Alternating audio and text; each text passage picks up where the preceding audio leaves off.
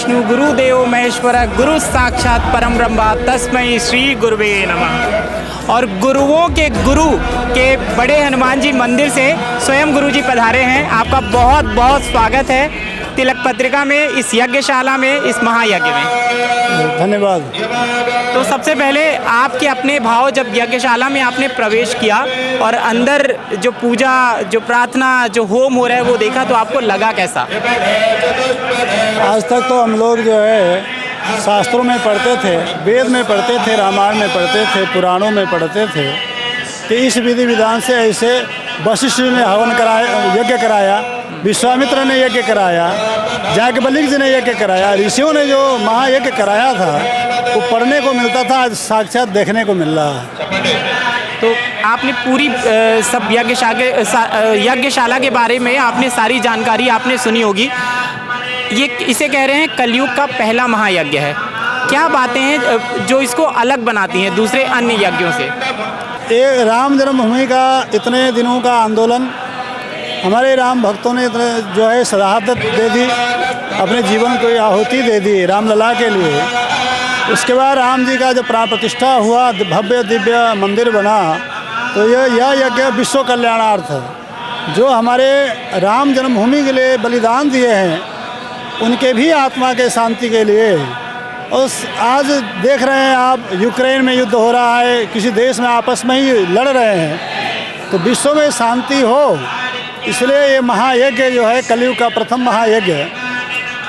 दक्षिण भारत के पूरे भारतवर्ष के कामाख्या देवी से, प्रयागराज से, काशी से, वृंदावन से, उज्जैन से बड़े बड़े चुने हुए आचार्य, शास्त्रों के जानकार आकर के इस यज्ञ को कर रहे हैं। वास्तविक यहाँ आने पर अनुभूति होता है कि राम जी के ज़माने में जब यज्ञ हुआ होता हम नहीं देख पाए उस समय, लेकिन आज जो हो रहा है वो हम देख पा रहे हैं, खुशी हो रही है। जैसे कि इस यज्ञ का नाम है श्री महानारायण दिव्य रुद्र सहित शत चंडी विश्व शांति महायज्ञ, मतलब महानारायण भी हैं, दिव्य भी हैं, माताओं के सभी रूप हैं। यहाँ पर 33 कोटि देवी देवताओं की पूजा हो रही है। और ऐसे यज्ञ में यदि जो लोग अयोध्या धाम आ रहे हैं भगवान राम के दर्शन करने के लिए, उनको क्या फल प्राप्त होगा? क्योंकि ये यज्ञ हो रहा है और वैसे भी अयोध्या धाम अपने आप में पवित्र भूमि है। जो यहाँ की परिक्रमा कर ले उसको क्या लाभ होगा? जो यज्ञशाला में अन्न ग्रहण कर ले, प्रसाद ग्रहण कर ले, उसको क्या लाभ होगा? और जो यहाँ पे सेवा कर ले, दर्शन कर ले, जैसे आप आ गए हैं संतों के संत, बड़े हनुमान जी के आप रोज़ दर्शन करते हैं, पूजन करते हैं, तो आपको क्या लाभ होगा? ज़रा ये विस्तार में बताइए। यज्ञशाला का दर्शन मात्र से ही उसकी मुक्ति निश्चित है, और उसमें केवल दर्शन मात्र है। जो मंत्र बोल रहे हैं उस मंत्र को सुनने मात्र से उसकी कल्याण है। और जो यज्ञ में आहुति पड़ रहे हैं, जो धुआं निकल रहा है और वायुमंडल में जाकर के वो मिक्स हो रहा है धुआं, उस धुएं के स्पर्श जो हवन करते हैं, तो हवन के जो अग्नि ज्वाला निकल रही है उसका जो स्पर्श मात्र हो वायुमंडल से, तो उसका भी कल्याण है। और उसके बाद जो आके स्वयं दर्शन कर रहा है, देख रहा है, बैठ रहा है, सुन रहा है, उसका तो कहना ही क्या है। उसका तो पूर्व जन्म का समझ लीजिए कि भाग्य का उदय हो गया है। जब यज्ञ की शुरुआत हुई और 10-12 दिन बीत गए तो कई वानर यहाँ पर आ गए और बड़ी शांति से वो यज्ञशाला में पहले उन्होंने परिक्रमा लगाई। बड़ा अद्भुत दृश्य था, ऐसा लग रहा था भगवान हनुमान जी के स्वरूप में वानर परिक्रमा लगा रहे हैं। फिर यज्ञशाला में अग्नि प्रज्वलित हो रही है और एक कोने में जाके वानर शांति से ध्यान मुद्रा में बैठ जाना। इस तरह के दृश्यों को जब आप सुनते हैं तो आप क्या सोचते हैं और आपको क्या लगता है? भगवान राम का जब राज्याभिषेक हुआ, लंका रावण को मारने के बाद अयोध्या आए, तो सब बंदर भालू को भगवान ने मनुष्य बना दिया था।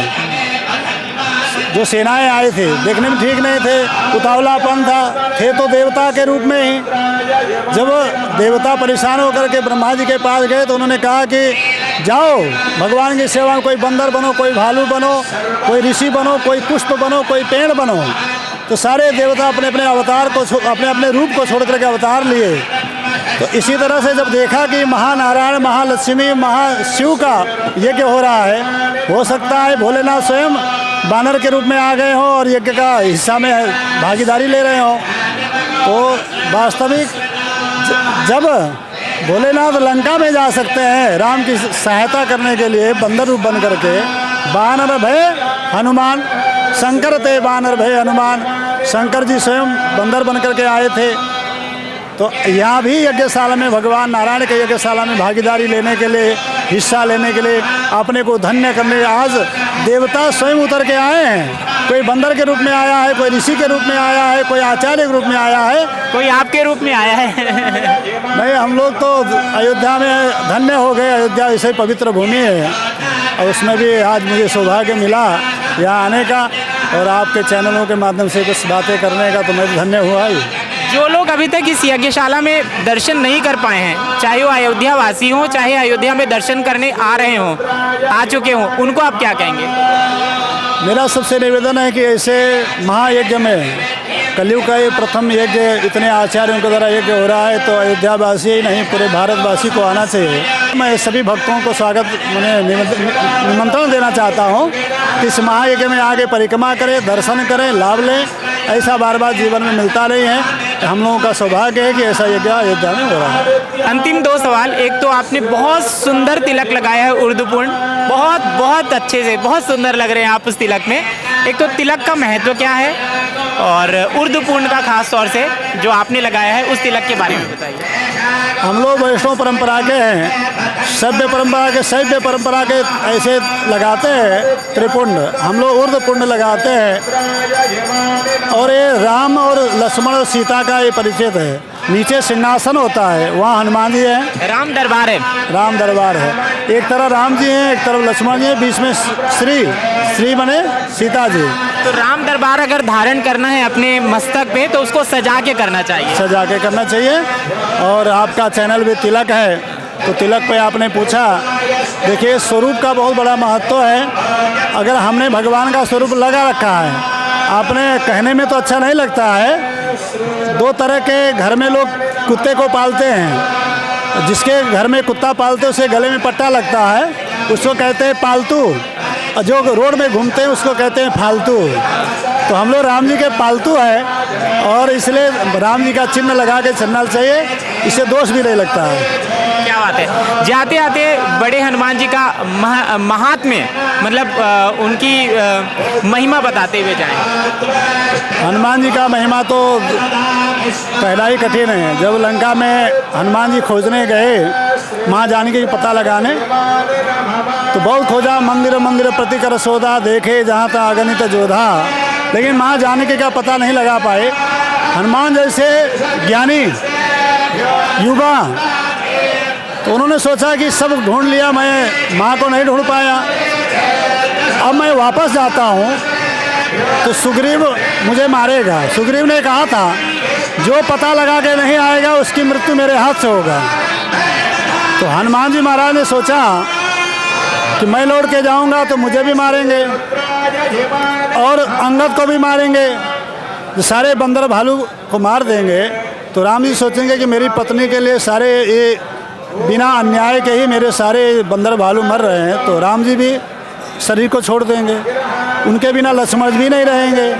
खबर तो अयोध्या पहुंचेगी ही, अयोध्या के लोग भी भगवान राम को जानेंगे कि ख़त्म हो गए, तो वो लोग भी नहीं रहेंगे। तो हनुमान जी ने सोचा कि मैं भले ही पता न लगा पाऊँ, लौट के नहीं जाऊँगा।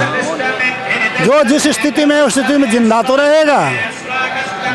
तो हनुमान जी ने सोचा कि अब मैं लौट के जाऊँगा नहीं, माँ जानकी का पता नहीं लगा पाया तो करूँगा क्या। तो हनुमान जी महाराज वहीं भजन करने लगे। मैं उपवास रह लूँगा, मैं पानी पी के रह लूँगा, लेकिन मैं जाऊँगा नहीं। रात्रि भर वहीं उन्होंने निर्णय लिया कि मैं भजन करते हुए रात्रि बिताऊँगा, लेकिन भोर होते ही राम राम तेई सुमिरन कीन्ना, वहाँ राम राम की आवाज़ आ गई एक कुटिया से।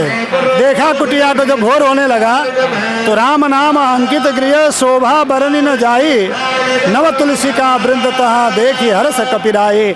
फिर विभीषण जी का दर्शन हुआ, उनके मस्तक में तिलक था, राम राम बोल रहे थे।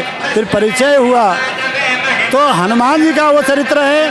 फिर विभीषण ने बताया कि सीता कहाँ है, उसका रास्ता बताया है। कहने का मतलब हनुमान जी युवा हैं, योद्धा हैं, बुद्धिमान हैं। युवा हुआ है जब तक अपना लक्ष्य नहीं प्राप्त हो जाए तब तो कभी विश्राम न करे। हारे ना, वो हनुमान जी का चरित्र है। इसलिए महावीर बिनवो हनुमाना, जासु राम जस आप बखाना, वो हनुमान जी। क्या बात है। तो ये थे बड़े हनुमान जी मंदिर से महंत छबिराम दास जी, जिन्होंने हमें बताई महायज्ञ की महिमा, साथ ही सुनाई हनुमान जी महाराज की कथा। कैमरामैन अनूप पांडे के साथ संजय मिश्रा, तिलक पत्रिका, अयोध्या।